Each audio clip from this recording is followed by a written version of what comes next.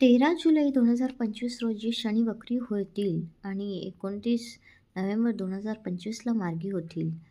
शनी मीन राशीमध्ये वक्री होणार आहेत. मीन राशीला त्याचे परिणाम काय होणार आहेत बघूयात. 7.5च्या दुसऱ्या टप्प्यात मीन रास आहे. अधिक काळजी घेण्याची आवश्यकता आहे. बहीण भावांच्या नात्यामध्ये थोडे वाद होऊ शकतात, मतभेद राहू शकतात.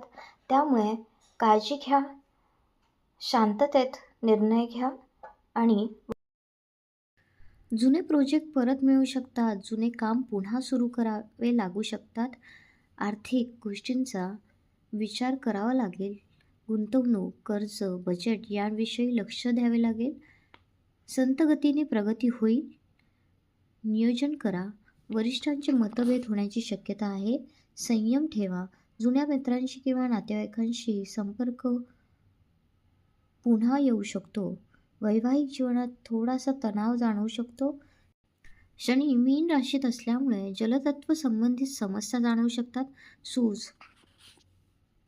पाणी वाचणे, ब्लड सर्क्युलेशन याकडे लक्ष द्या. शनिवारी झाडांना पाणी घाला. गरजू व्यक्तींना मदत करा.